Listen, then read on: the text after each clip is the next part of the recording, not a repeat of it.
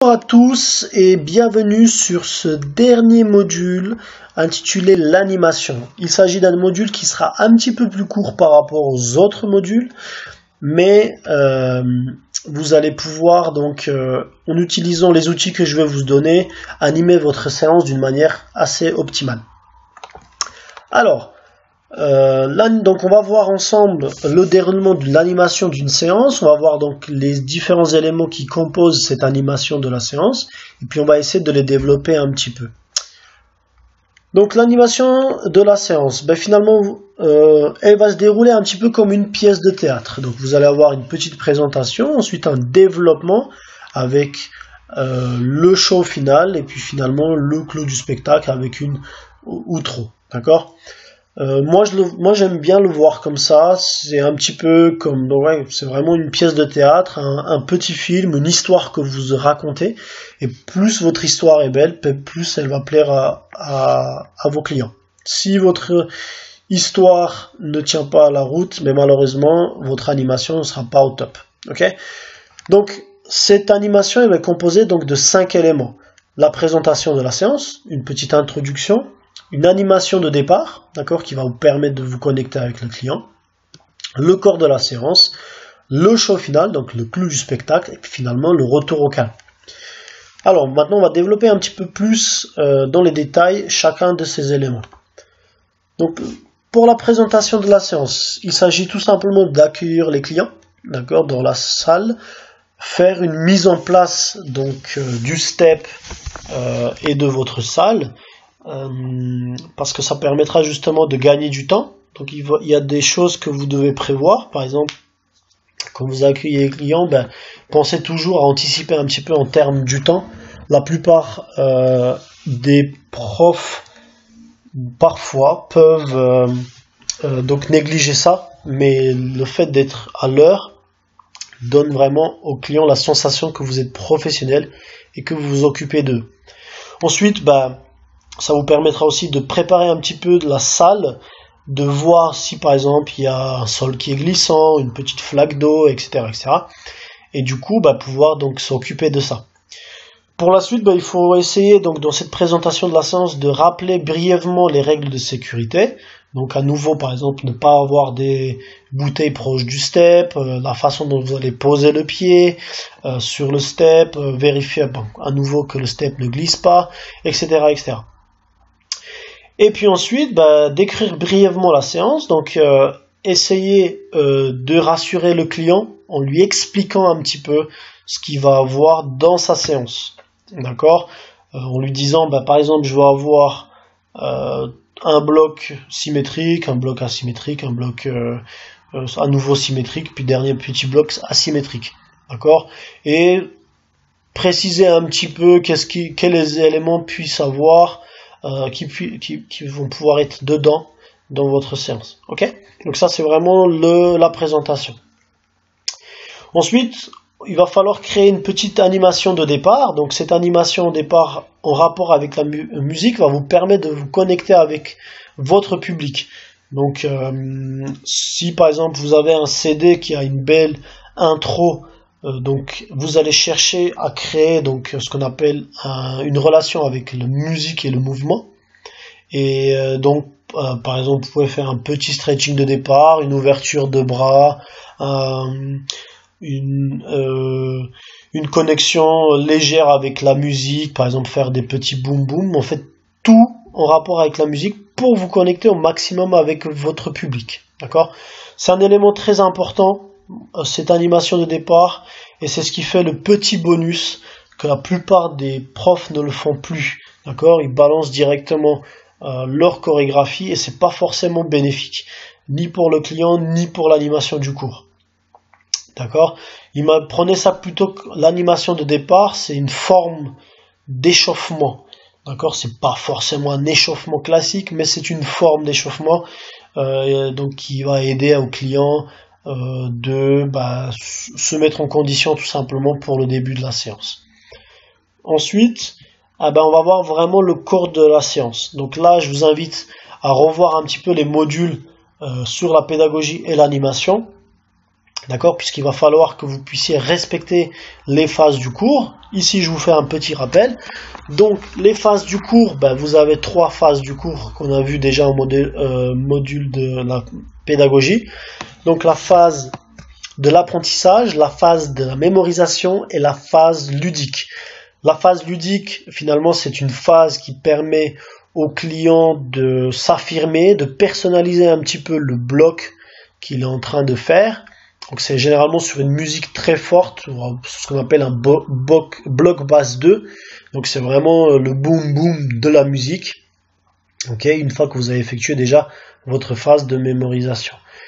N'oubliez pas aussi le CRC, donc la connexion, la recommandation et le compliment. Très important parce que ça vous permet aussi d'avoir constamment une connexion avec vos clients. Et ça vous permet aussi de le valoriser. Ensuite, respectez les pédagogies choisies.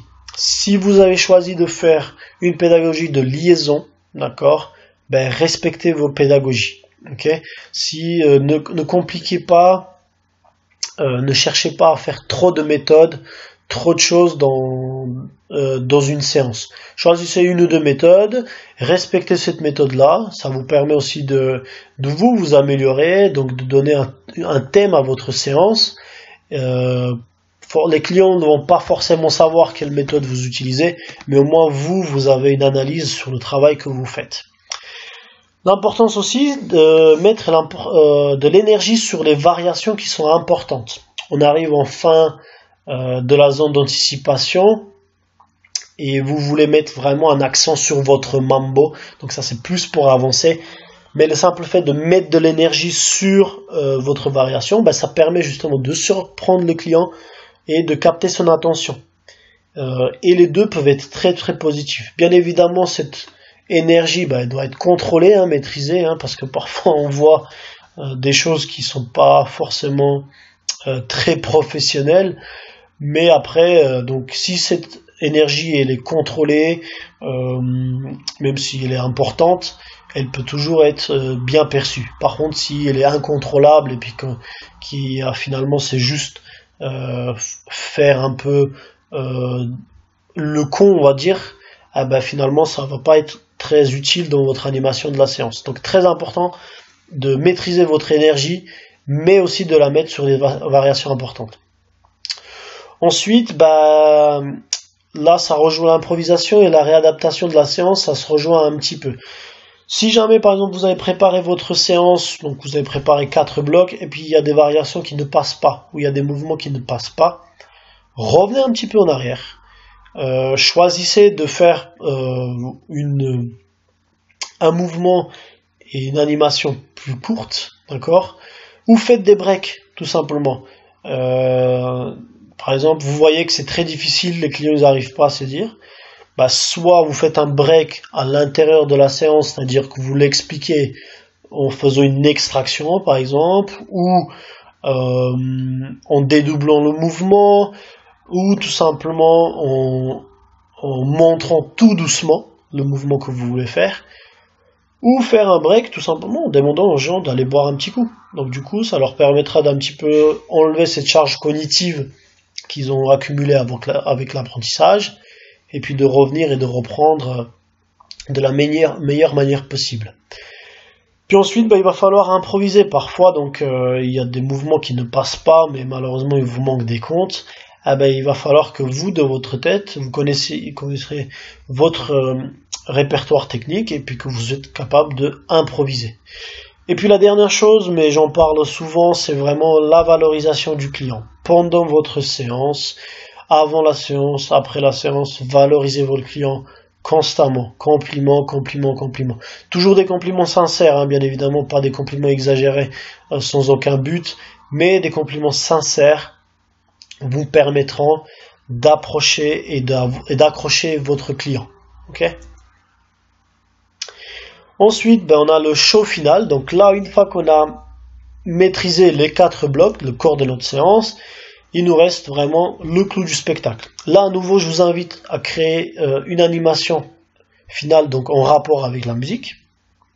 Ça va dépendre de votre CD, mais comme je dis, si vous avez déjà préparé, si vous avez pensé à préparer votre séance, il serait plus facile pour vous donc de créer une animation en rapport avec votre musique. Et puis ben, finalement c'est aussi une occasion pour vous de vous mettre en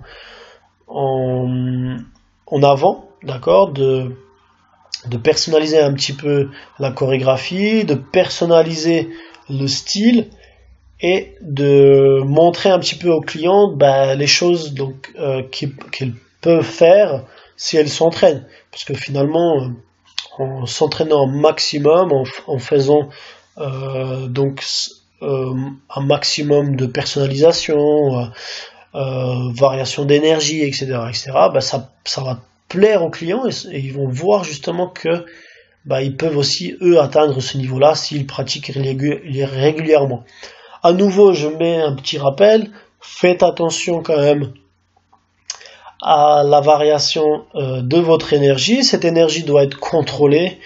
Je suis le premier à avoir fait ces erreurs-là avant, c'est-à-dire que bah, je donnais trop d'énergie, mais malheureusement elle n'était pas contrôlée. Du coup, bah, ça peut un petit peu faire peur aux clients, ça peut les